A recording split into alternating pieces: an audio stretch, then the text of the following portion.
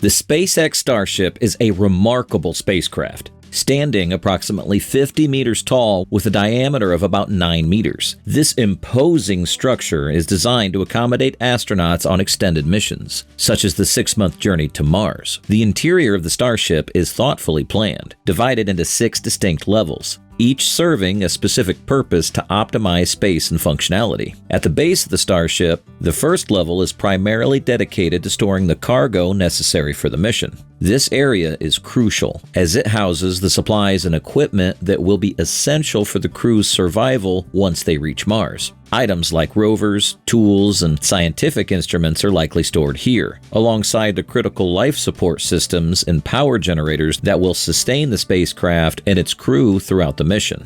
Given the importance of these systems, this level is designed to ensure easy access for maintenance and emergency repairs. Moving up to the second level, this space is reserved for storing additional essential supplies. It might also house a small hydroponic garden. Growing fresh vegetables during the journey could offer nutritional benefits and provide a psychological boost to the crew by allowing them to engage in a familiar and nurturing activity. The inclusion of hydroponics demonstrates how every aspect of the Starship is designed with the crew's long-term well-being in mind, addressing both their physical and mental health needs.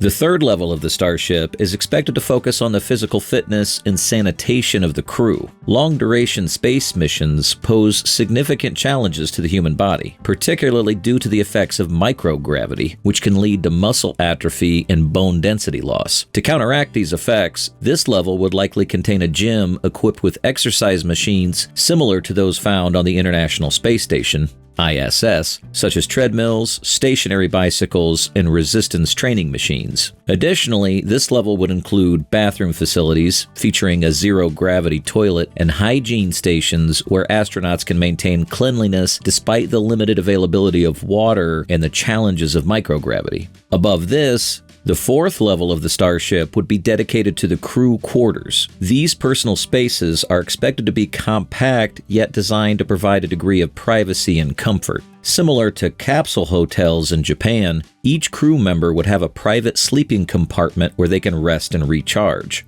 These quarters are crucial for ensuring that astronauts have a space to retreat to, offering a sense of personal space in the otherwise shared and confined environment of the spacecraft. The fifth level of the Starship would serve as a common area for the crew. This space is designed to foster social interaction and provide a place for relaxation, which is vital for maintaining mental health on such a long mission. The common area might feature amenities that allow the crew to unwind and socialize, perhaps with entertainment options like movies, games, or shared dining space. A large viewing window could be a central feature of this level, offering breathtaking views of space and eventually Mars. This connection to the outside environment could serve as an important reminder of the journey's purpose and help alleviate feelings of isolation. Finally, the sixth and uppermost level of the Starship is likely to be the command deck. This area would function as the operational heart of the spacecraft, where the crew would manage the Starship's systems, monitor its progress, and execute critical maneuvers during the mission. Despite the advanced automation of modern spacecraft, the command deck would still require human oversight, particularly during crucial phases like launch, landing, and any unexpected events that may arise. The design of this level would prioritize functionality, with controls and displays arranged to ensure that the crew can effectively manage the spacecraft's operations while maintaining a clear view of the mission's status. Living aboard the SpaceX Starship for a journey to Mars presents an array of complex challenges that extend beyond the technical aspects of space travel. Spacecraft interiors are typically designed with a premium on efficiency, as every cubic centimeter must serve a purpose. In the case of the Starship, the need to optimize space is even more critical due to the extended duration of the mission. The spacecraft's layout must incorporate adequate storage for supplies and equipment, exercise facilities to mitigate the effects of microgravity, private quarters for rest and privacy, and communal spaces to foster social interaction. Each of these components is essential to maintaining the crew's health and morale during the journey. The design challenge lies in balancing these needs with a limited space. Storage, for instance, must be cleverly integrated to ensure that essential supplies such as food, water, and spare parts are readily accessible but do not encroach on living areas. This often involves using every available nook and cranny, with modular and collapsible storage solutions that can be adjusted as supplies are consumed and space becomes available.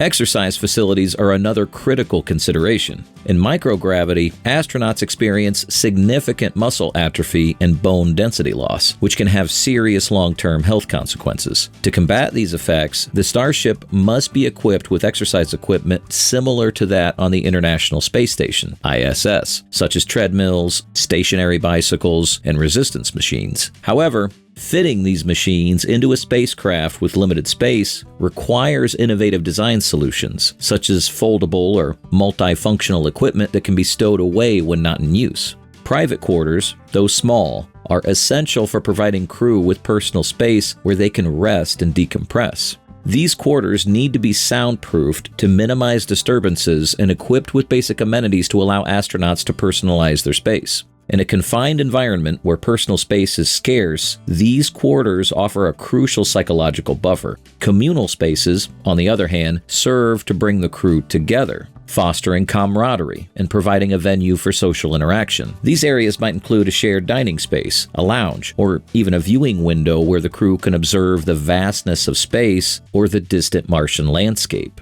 The design of these spaces must promote a sense of openness and comfort, counteracting the claustrophobic nature of the spacecraft and helping to maintain the crew's mental health. One of the most significant challenges of long-duration space missions is the psychological well-being of the crew. Prolonged confinement in a spacecraft with a small group of people can lead to stress, anxiety, and interpersonal conflicts. The isolation from Earth, the monotony of daily routines, and the constant presence of the same individuals can create an environment ripe for psychological strain. To mitigate these risks, the design of the Starship must carefully balance the number of crew members with the available space to avoid overcrowding. Overcrowding can exacerbate feelings of confinement and heighten tensions, making it crucial to ensure that each crew member has sufficient personal space and opportunities for solitude. The design should also allow for flexible use of communal areas, enabling crew members to engage in both group activities and solitary pursuits as needed. In addition to spatial considerations, the crew selection process plays a critical role in maintaining harmony aboard the Starship. Astronauts are selected not only for their technical skills, but also for their psychological resilience and ability to work well in a team. During the mission, regular psychological support from Earth, such as counseling sessions or virtual interactions with family and friends, may also be necessary to help crew members cope with the stresses of space travel. Another important aspect of psychological well-being is the need for sensory stimulation. The monotony of the spacecraft's interior and the lack of natural light and fresh air can lead to sensory deprivation, which can have negative effects on mood and cognitive function. To counteract this, the Starship's design could incorporate elements such as adjustable lighting that mimics natural daylight cycles, virtual reality systems that provide immersive experiences, and possibly even artificial environments like small gardens or aquariums that offer a connection to nature. The Starship's ability to carry out its mission successfully hinges on its structural integrity and the reliability of its life support systems. The spacecraft must ensure a safe and habitable environment for the crew throughout the journey, protecting them from the harsh realities of space, including radiation, microgravity, and the vacuum of space. Radiation is one of the most significant threats to astronauts on deep space missions. Outside the protective shield of Earth's atmosphere and magnetosphere, the crew is exposed to higher levels of cosmic radiation, which can increase the risk of cancer and other health issues. The Starship must be equipped with advanced radiation shielding, possibly incorporating materials such as water, polyethylene, or specialized materials that can absorb and deflect harmful particles. Additionally, the spacecraft's design might include radiation shelters, areas with extra shielding where the crew could take refuge during solar storms or periods of intense radiation activity. Microgravity poses another challenge, as prolonged exposure can lead to muscle atrophy, bone density loss, and fluid redistribution in the body. The Starship must incorporate features that mitigate these effects, such as exercise equipment to maintain physical fitness and medical facilities equipped to monitor and manage health issues related to microgravity. Additionally, researchers are exploring artificial gravity solutions, such as rotating sections of the spacecraft, though these technologies are still in the experimental stage. The vacuum of space and the need to maintain a breathable atmosphere within the spacecraft also present significant engineering challenges. The Starship's life support systems must be capable of maintaining the right levels of oxygen, carbon dioxide, and humidity while filtering out harmful contaminants. These systems must be highly reliable and redundant, with backup systems in place to take over in case of failure. Water and waste recycling systems are also essential to ensure that the crew has a continuous supply of clean water and that waste is managed effectively. The journey to Mars comes with a set of challenges that would take years to tackle. Why do we always seek the next great journey? Exploration and adventure are fundamental aspects of human nature. From the earliest migrations to the age of rockets, we've never been content to stay in one place. In the past century, we've reached extreme and incredible destinations like the South Pole, the ocean's depths, and the moon. Now, another monumental journey awaits us. That's the trip from Earth to Mars. Given our adventurous spirit, it's no wonder that Star Trek, a science fiction series that debuted in the 1960s, captured the mainstream consciousness with its depiction of a crew exploring the final frontier in an extraordinary spaceship. While we aren't quite at that level yet, NASA has detailed a plan to land the first humans on Mars and bring them back safely. Here's how they intend to accomplish this incredible feat in what could be described as the modern space race. The first major step in reaching Mars is establishing a permanent presence on the moon. Though it may not seem like it, traveling from the moon to Mars is significantly easier than a direct Earth to Mars trip. Earth's gravity and dense atmosphere make launching large payloads into space challenging. The moon, with its lower gravity and lack of atmosphere, doesn't present these issues, making it an ideal stepping stone for further space exploration.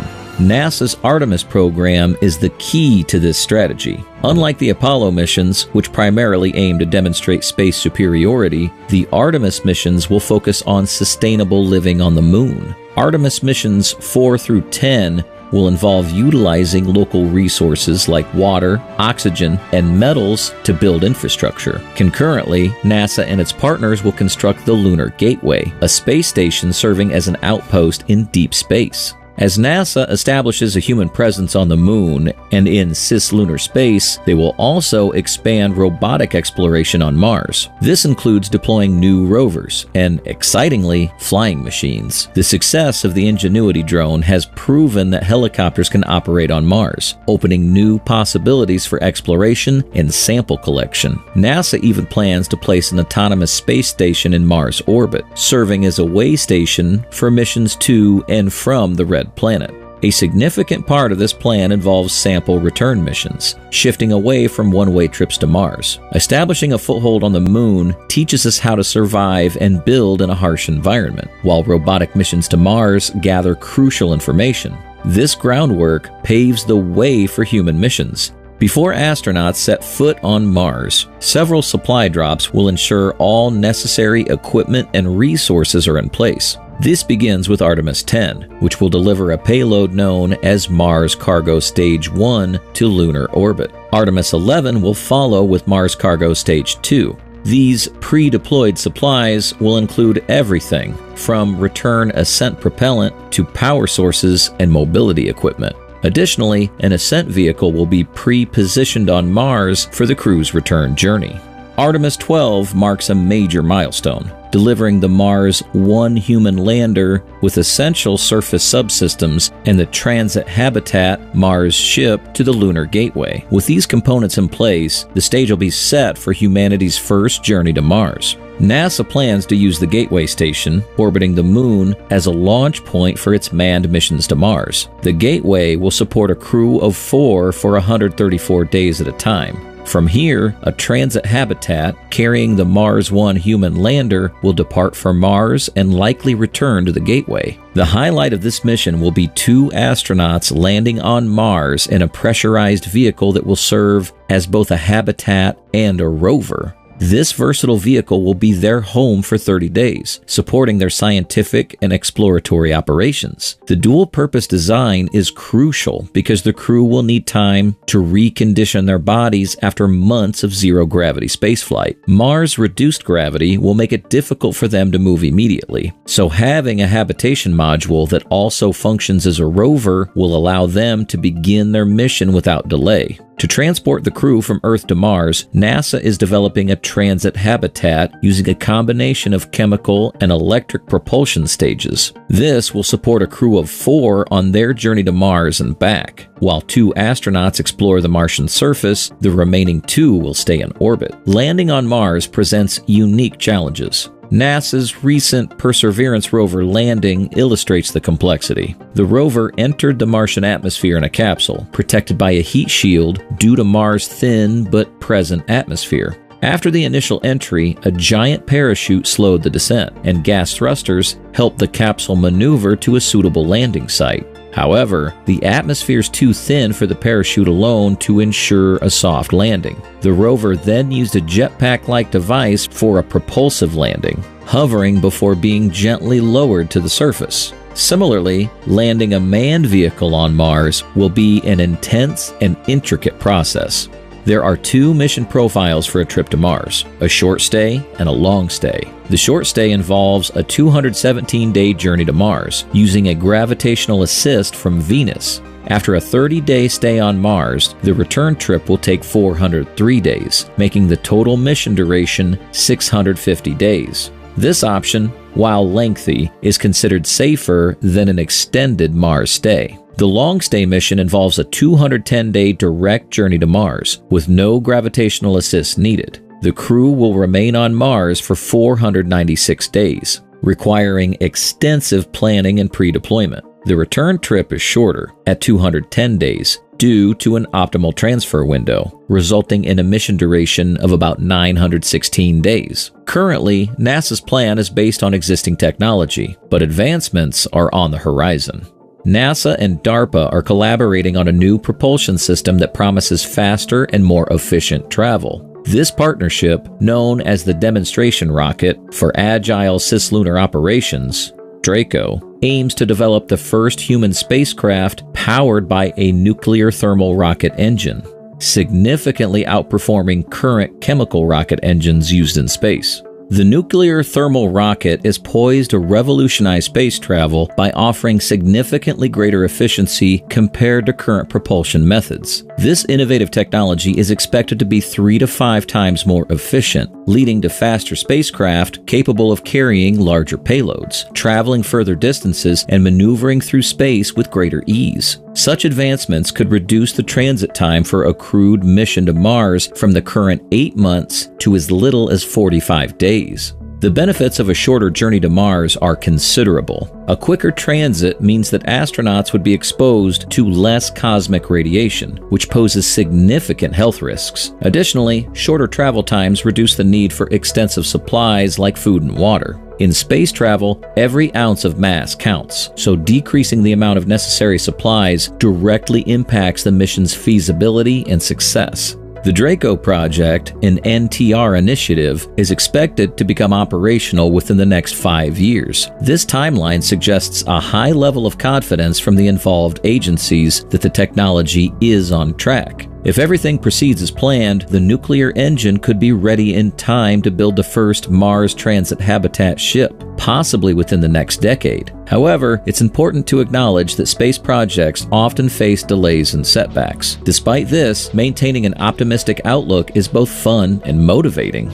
Human history is filled with examples of overcoming challenges through sheer will and determination, and our drive to explore beyond our current limits remains strong. The journey to Mars is a part of our nature, and we are determined to make it happen.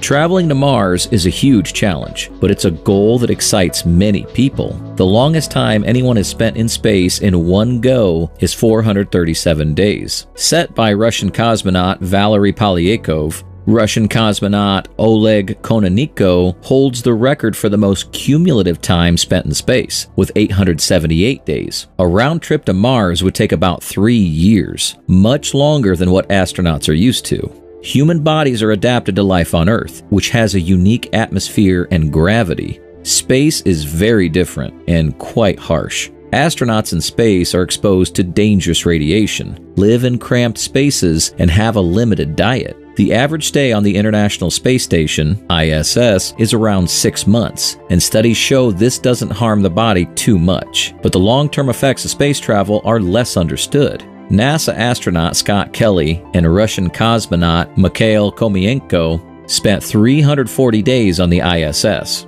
After returning, Kelly said he felt good, but acknowledged that data might reveal significant changes in his body. A mission to Mars would be even tougher. Astronauts would face 3 main challenges: gravity, radiation, and confinement. They would experience 3 different gravity fields. First, they would be weightless during the 6-month journey to Mars. Once on Mars, they would have to adapt to gravity that's about 1/3 of Earth's. On the way back, they would be weightless again before readjusting to Earth's gravity. Weightlessness affects the body in several ways. Fluids shift in the body. Bones lose calcium and become brittle. Muscles shrink, and cardiovascular fitness declines. Some astronauts even experience vision problems due to pressure on the optic nerve. Mars doesn't have a global magnetic field, exposing astronauts to more space radiation, which can damage cells and cause cancer. The spacecraft going to Mars will need strong radiation protection, and astronauts might have to find extra shielding during solar flares. Living in close quarters with other people for a long time can be stressful and lead to conflicts. However, astronauts often develop effective coping strategies, such as finding quiet time alone. Despite these challenges, NASA is moving forward with plans to send astronauts to Mars. As Scott Kelly said, we need to learn a lot more about human physiology and develop better technology. Exercise, good nutrition, and continuous research are key to surviving long missions in space. Every bit of progress brings us closer to landing on Mars and continuing humanity's tradition of exploration.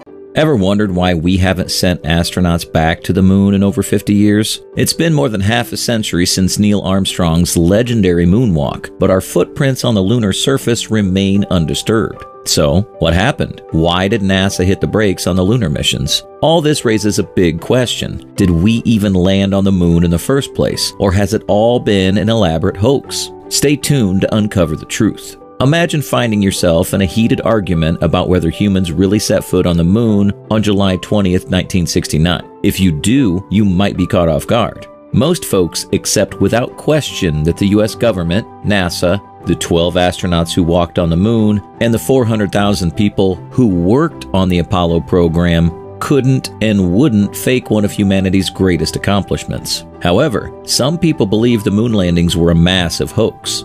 They argue that the U.S. government staged the Apollo 11 mission and the ones that followed to outshine the USSR in the space race, secure more funding for NASA, or distract from the Vietnam War. The crux of these theories is the need to prove the landings were faked. Skeptics often point to oddities in photos and videos as supposed evidence. But the entire conspiracy theory began with just one man, Bill Kaysing. Kaysing's journey started with a hunch, an intuition, which grew into a firm belief that the U.S. didn't have the technical know-how to make it to the moon and back. Kaysing had a loose connection to the U.S. space program, having worked at Rocketdyne, a company that helped design the Saturn V rocket engines from 1956 to 1963. In 1976, he self-published a pamphlet titled "We Never Went to the Moon, America's $30 Billion Swindle." Filled with grainy photocopies and wild theories, his work somehow laid the groundwork for persistent myths that still thrive in Hollywood films, Fox News documentaries, Reddit threads, and YouTube channels. And despite a mountain of evidence, 382 kilograms of moon rock from 6 missions, confirmations from Russia, Japan, and China, and NASA Lunar Reconnaissance Orbiter images showing astronauts' tracks in the moon dust, the moon hoax conspiracy has thrived since 1969. Among 9/11 truthers, anti-vaxxers, flat earthers, Holocaust deniers, and Sandy Hook conspiracies, the idea that the moon landings were faked isn't even controversial anymore. It's just accepted as fact. Even big names like podcast king Joe Rogan and YouTuber Sean Dawson are skeptics. A sociology professor in New Jersey was caught telling his students the landings were staged. Unlike Casing, who used photocopied pamphlets to spread his message, today's conspiracists have platforms like the subreddit r/moonhoax. There, they claim NASA was so lazy they used the same moon rover for Apollo 15, 16, and 17, or assert that they have been trolling us for years, or voice their doubts with lines like, "There's one thing I can't get my head around." The reality is, the internet has given people a megaphone to broadcast whatever wild theory they want to a massive audience. And let's face it, Americans have a soft spot for conspiracy theories. Whenever something big happens, there's always someone ready with an alternative explanation. So, how do you respond when someone points to anomalies as proof that the moon landing was a hoax? Here are the most common arguments and see why they don't hold water.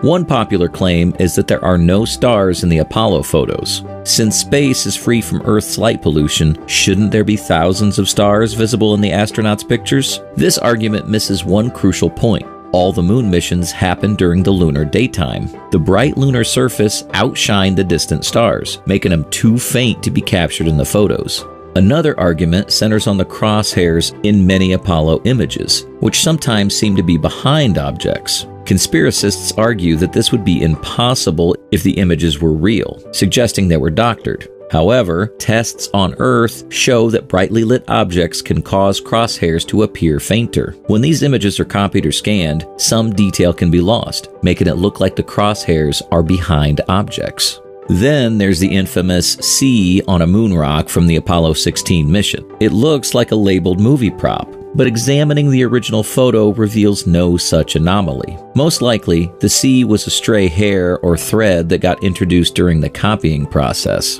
Perhaps the most compelling arguments for moon landing deniers involves the Van Allen belts. These two massive donut-shaped regions surround the Earth and are packed with highly energetic charged particles from the solar wind. Some skeptics argue that humans couldn't have passed through these belts without receiving lethal doses of radiation. Before the Apollo missions, this was a legitimate concern. To address it, the scientists behind Apollo 11 took significant precautions to protect the astronauts. They outfitted the spacecraft with an aluminum shell to shield against radiation and plotted a course that minimized the time spent in the Van Allen belts. Data from the 9 Apollo missions that reached the moon revealed that the astronauts' average radiation exposure was 0.46 radiation-absorbed dose. Rad. This confirmed that NASA's precautions were effective. While this level of radiation is lower than what some nuclear energy workers experience, it's still about 10 times more than what medical professionals typically encounter when working with X-ray and radiotherapy machines. Now, of course, until we make another trip to the moon, there will always be anomalies and oddities in the records that can spark fresh claims that the moon landings were faked. But the sheer volume and variety of evidence we have is overwhelming and debunk every one of these claims. From the Apollo moon missions, we have a treasure trove of 8,400 publicly available photos, thousands of hours of video footage, a mountain of scientific data, and complete transcripts and audio recordings of all air-to-ground conversations. Apollo astronauts even brought back 382 kilograms of moon rock. These rocks have been independently verified as lunar by labs worldwide, debunking any notion of a U.S. conspiracy. Still not convinced? NASA's Lunar Reconnaissance Orbiter, LRO, might change your mind. This orbiter takes high-resolution photos of the lunar surface, capturing the landing sites, abandoned descent modules, and rovers from the Apollo missions. The LRO's images are so detailed, they even show the dark squiggly paths left by astronaut footprints. Spacecraft from China, India, and Japan have also identified these landing sites, providing further independent verification. One final piece of irrefutable evidence is a simple instrument installed 55 years ago by Apollo 11. During their historic day on the moon, Armstrong and Aldrin placed a lunar laser ranging retroreflector array on the surface. This array is still operational today, allowing us to bounce lasers off it and measure the distance to the moon with centimeter accuracy. We simply couldn't do this if we hadn't been to the moon. Now, let's tackle another question that's probably on your mind. If NASA went to the moon, why haven't they sent astronauts back since then? Well, first off, the end of the space race between the US and Russia played a big role. Once the Americans beat the Soviet Union to the moon, the intense competition that fueled those missions cooled off. With the race seemingly won, the urgency to continue moon missions faded. Secondly, moon trips are incredibly dangerous and risky. The successful Apollo missions faced numerous life-threatening challenges. So, if you're dreaming of taking your sweetheart to the moon and back, think again. Plus, there's no Starbucks up there. The Apollo program had its share of close calls. Apollo 1 tragically lost 3 astronauts in a launch pad fire. Then there was Apollo 13, where an oxygen tank explosion nearly ended in disaster, though thankfully the crew made it back safely. Neil Armstrong himself had a few near-death experiences. About 14 months before Apollo 11, he almost died in a lunar landing training accident. And during Apollo 11's actual mission, a U.S. Air Force meteorologist named Hank Bradley helped avert disaster by detecting a severe thunderstorm in their re-entry path, allowing NASA to redirect the spacecraft for a safe landing. Other hazards of moon travel include the fine, clingy moon dust, the 14-day stretches of darkness, the extreme heat during lunar day, and the threat of wandering asteroids. With all these dangers, it's no wonder NASA's been cautious about returning. Lastly, let's talk about the astronomical cost. Moon missions are outrageously expensive. While the Kennedy administration initially budgeted around $7 billion for the Apollo program, the final bill was over $20 billion, equivalent to about $264 billion today. The project involved over 400,000 people and support from more than 20,000 companies and universities. The high costs led President Richard Nixon to question the value of returning to the moon, given the immense financial and human resources required. So, between the end of the space race, the significant risks, and the staggering costs, there are plenty of reasons why NASA hasn't been back to the moon. But is NASA planning to return to the moon? The short answer, yes. On March 17, 2022, the world's largest set of doors opened at the Kennedy Space Center in Merritt Island, Florida, revealing an aeronautical marvel. Inside NASA's largest facility stood their newest and most powerful rocket ever created, towering over 100 meters tall. That evening, a massive wheeled platform gently moved the mega rocket out of the facility and through the coastal night to its launch site. Unlike any rocket in the last 50 years, this one will carry humans to the moon. NASA aims to send astronauts back to the lunar surface, more than 55 years after the last Apollo mission. This new program is called Artemis, named after Apollo's twin sister in Greek mythology. The Space Launch System, SLS rocket, which kicked off the Artemis era, launched in 2022. During the Artemis 1 mission, NASA's new mega moon rocket, the SLS, roared into the night sky, sending the Orion spacecraft on a 1.4 million-mile journey beyond the moon and back. It launched on November 16, 2022, and splashed down on December 11th. This uncrewed flight test was the first in a series of increasingly complex missions, paving the way for the first woman and the first person of color to step foot on the lunar surface by 2025. The Artemis program also aims to establish a long-term presence on the moon, setting the stage for future crewed missions to Mars. NASA's Artemis program, together with the Lunar Gateway, is laser-focused on getting humanity back to the moon. But this time around, unlike the Apollo missions, NASA is teaming up with private companies for much of the hardware and expertise. Living on the moon, however, is a whole different ballgame compared to life on Earth. Imagine dealing with lighter gravity and a complete lack of air. Yep, the moon is one tough customer. There's no atmosphere, no weather, and no oceans, just a vast, airless expanse. So far, astronauts have only managed to stay on its surface for up to 3 days, cooped up in the cramped lunar module during the Apollo missions. But what would it really be like to call the moon home? Stick with us till the end, and we'll unveil all the surprising details.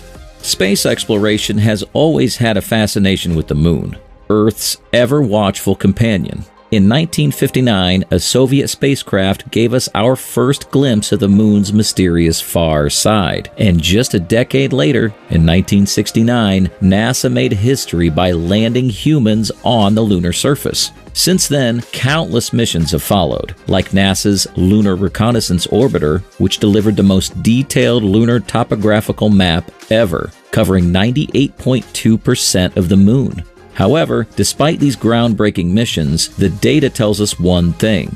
The moon is a tough place to call home. Lunar days stretch to about 14 Earth days, with scorching temperatures hitting 253 degrees Fahrenheit, 123 degrees Celsius. Then come the equally long lunar nights, plunging to a bone-chilling minus 387 degrees Fahrenheit, minus 233 degrees Celsius. Living on the moon would require some serious insulation.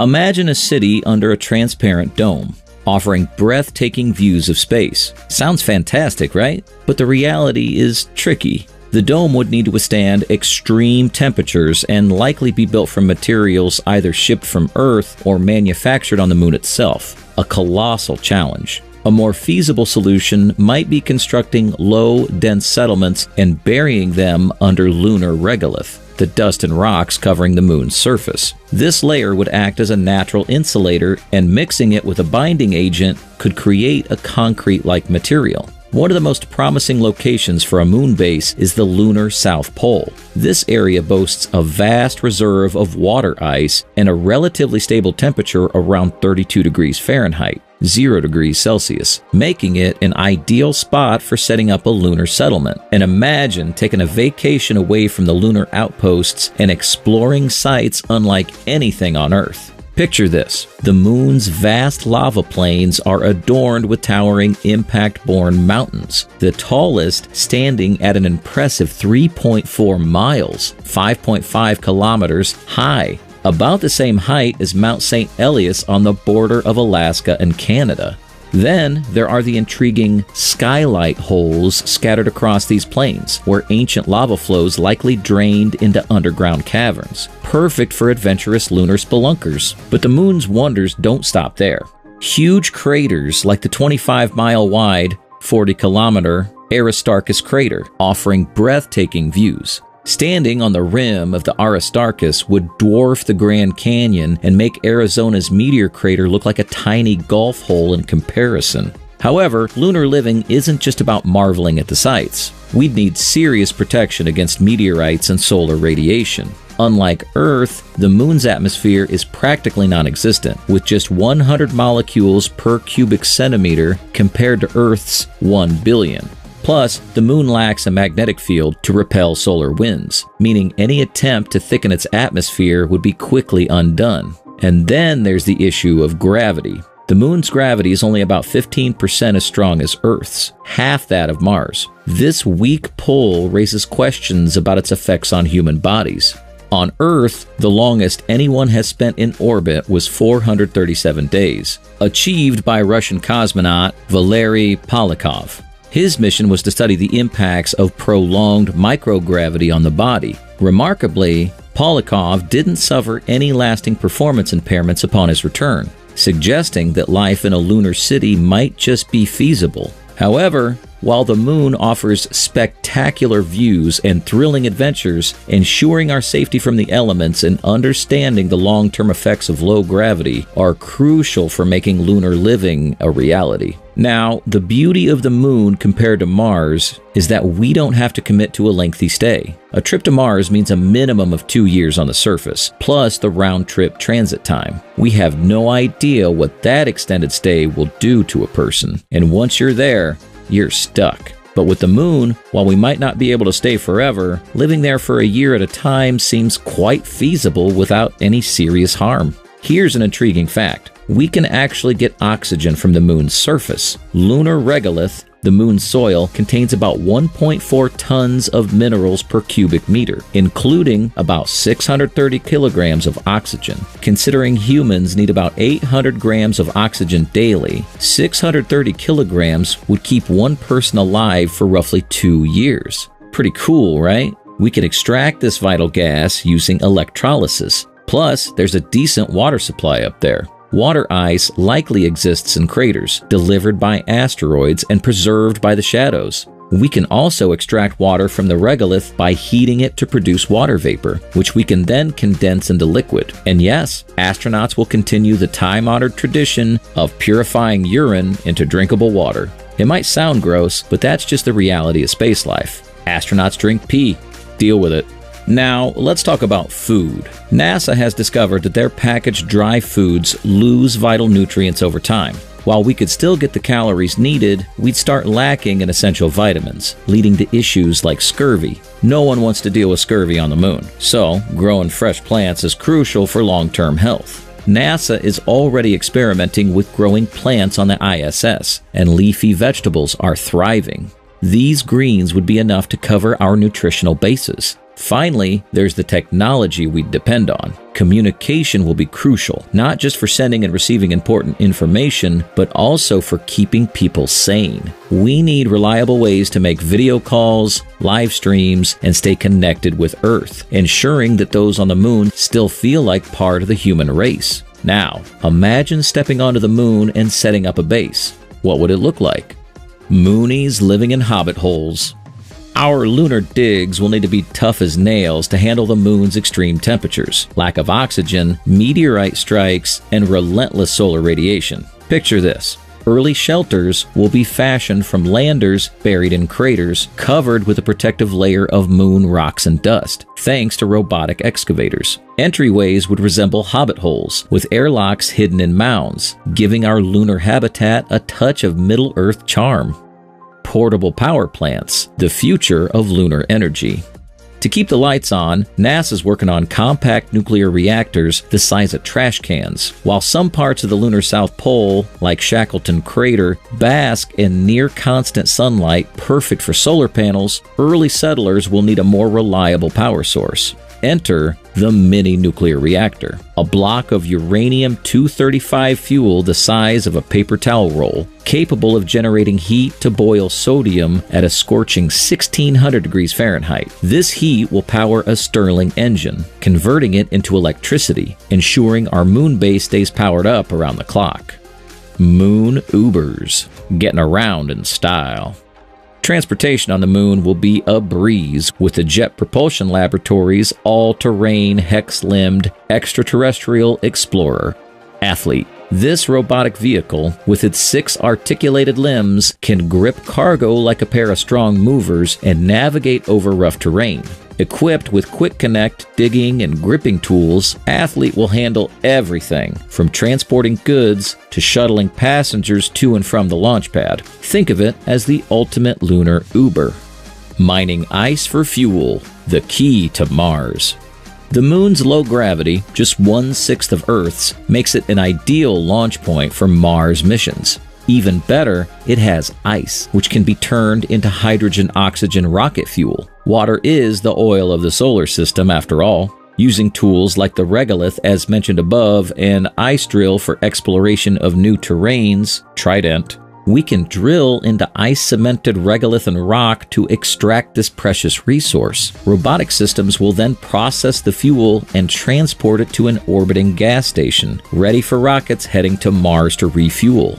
Now, what if you try your favorite sports on the moon? With gravity at just 1/6 of Earth's, every game will be a whole new ballpark. A lunar athlete could leap and throw a ball 6 times higher and farther than here on Earth. For instance, if you're into American football, get ready for some serious distance. The goalposts would need to be 600 yards apart instead of the usual 100. Now that's a game changer. But here's a cool twist. No need to check the weather forecast. The moon's atmosphere is so thin that there's no weather at all. Every day is a sunny one with 0 chance of rain. However, you'd have to watch out for space weather. Picture this: golf ball-sized meteorites zipping around and highly charged particles from solar flares. Keeping an eye on the sky would become a vital part of moon life. And just when you thought you'd escape Earth's quakes, think again. The moon has its own version, called moonquakes. Data from seismometers left by Apollo missions show that the moon is still shaking, with rare quakes lasting up to an hour and hitting 5.5 on the Richter scale. These tremors could cause significant damage, so your lunar house better be up to code. So, what do you think? Is the moon a prime spot for our next colony? Share your thoughts in the comments below. If you enjoyed this video, give it a thumbs up. It really helps us out. Don't forget to subscribe for more fascinating space content. Thanks for watching.